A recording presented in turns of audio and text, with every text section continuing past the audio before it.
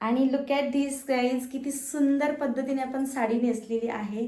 पदराच्या pleats बघा, त्याचबरोबर कमरेवरचा काठ बघा, किती सुंदर असा आपला ड्रेप झाले. हाय हॅलो नमस्कार, मी प्रियांका माय वर्ड माय लाईफ चॅनलवरती तुम्हा सगळ्यांची पुन्हा एकदा मनापासून स्वागत करते. तर आजच्या व्हिडिओमध्ये ही सुंदर अशी मी नेसलेली बनारसी सिल्कची साडी कशा पद्धतीने नेसायची तेही एक पिन वापरून आणि 2 मिनिटांमध्ये, तर ते आज बघणार आहोत. सो व्हिडिओ कुठेही स्किप न करता शेवटपर्यंत पहा. तर ही आहे आपली सुंदर अशी साडी. ओके, आता आपण जाऊया नेसत्या पदराकडे. तर हा आहे साडीचा नेसता पदर. आता आपण सुरुवात करूया साडी नेसायला. तर मी खोचणीचा पाठ खोचायला सुरुवात करते.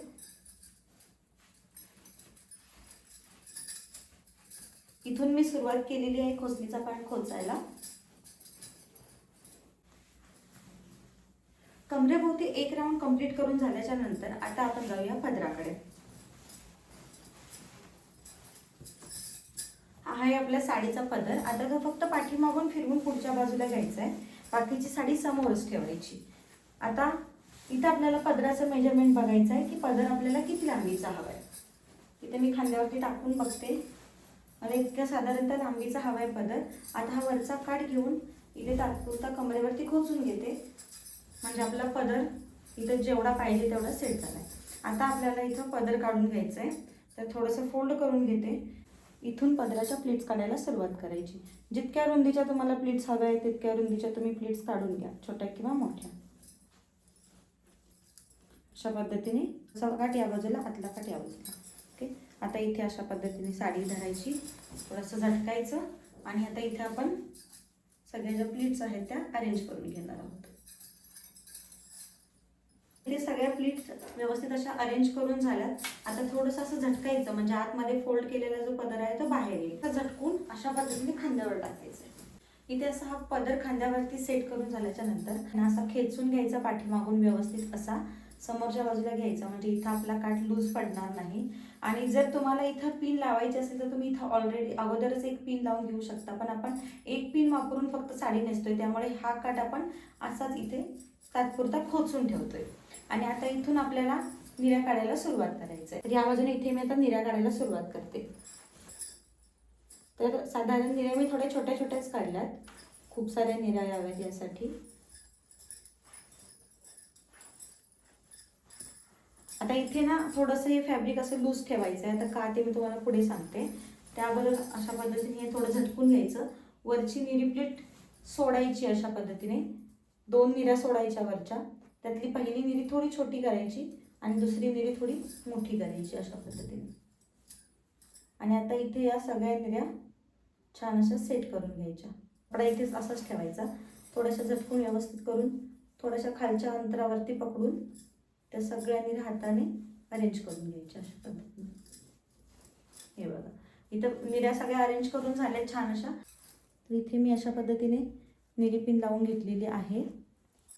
ह्या ज्या आपण निरी प्लेट्स काढलेल्या आहेत, खाली जितकी तुम्हाला साडी हवी तितकी ठेवून घ्या आणि निऱ्या अशा पद्धतीने आतमध्ये टक करून घ्या. आता काही व्यवस्थित करायची गरज नाही, कारण अजून आपल्याला खूप काम बाकी आहे त्याचं. आता काय करायचं, थोडंसं खाली वाकून हाताने अलगद अशा या निरी प्लेट व्यवस्थित करून घ्यायच्या. हे बघा, अशा पद्धतीने धरल्यानंतर या थोड्याशा अशा गुडघ्यात पकडायच्या अशा, आणि नंतर थोडं खाली वाकून राहिलेल्या प्लेट्स हाताने व्यवस्थित करून घ्यायच्या. की खालून अशा थोड्याशा फोल्ड करायच्या, त्या खाली सोडायच्या पुन्हा. झाल्या आपल्या निऱ्या सेट सुंदर अशा. आता हा लूज ठेवलेला कपडा इथून असा हात टाकायचा, फक्त हे वरचं फॅब्रिक घ्यायचं आणि इथून अशा पद्धतीने आपला हात बाहेर काढायचा. हा कपडा, ह्या कपड्यामध्ये हात जाता कामा नये आपला, फक्त निऱ्यांच्या खालून. आणि इथे हे कपडा पकडायचा असा काठ, आणि या बाजूला अशा पद्धतीने खेचून बाहेर काढायचं इथे. हे बघ, अशा पद्धतीने इथे मी बाहेर काढलंय, आणि म्हणजे इकडचा आपला काठ जो आहे तो ऑटोमॅटिकली असा सेट झालाय. बघा किती सुंदर असा सेट झालाय, किती छान अशा प्लीट्स आलेल्या आहेत इकडे.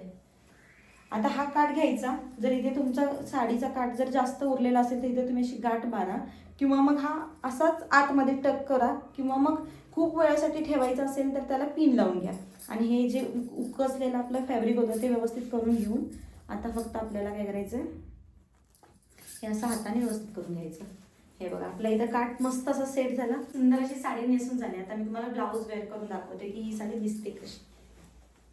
आणि लुक ॲट दिस गाईज, किती सुंदर पद्धतीने आपण साडी नेसलेली आहे. पदराच्या प्लीट्स बघा, त्याचबरोबर कमरेवरचा काठ बघा, किती सुंदर असा आपला ड्रेप झालेला आहे. ऑल ओव्हर साडी खूप भारी दिसते, कलरसुद्धा खूप सुंदर आहे. आणि तुम्हाला विश्वास नाही बसणार, पण ही जी साडी आहे ना, ही मी मेशोवरून ऑर्डर केली आणि इतक्या स्वस्तात ही साडी मला मिळाली ना की तुम्ही विश्वासच नाही ठेवणार. मला वाटतं काहीतरी 700च्या आतमध्ये काहीतरी मे बी आहे साडी. तुम्हाला सुद्धा जर ही साडी आवडली असेल, ब्लाऊज आवडला असेल आणि दोन्हीपैकी तुम्हाला काहीही घ्यायचं असेल ना, तर याची लिंक मी तुम्हाला डिस्क्रिप्शनमध्ये देईन किंवा मग कम्युनिटी पोस्ट मी पोस्ट केलेली आहे, तिथे सुद्धा तुम्हाला याची लिंक मिळून जाईल. आता दुसरी गोष्ट म्हणजे जेव्हा तुम्ही त्या लिंक थ्रू ॲपमध्ये जाता आणि डायरेक्टली जे ओपन होतं ना प्रोडक्ट, तर शक्यतो तुम्ही तेच प्रोडक्ट घ्यायचा प्रयत्न करा. कारण खाली तुम्हाला सिमिलर खूप सारे प्रोडक्ट दिसतील, त्याची प्राईस कधी कधी कमी जास्त अशा असू शकते.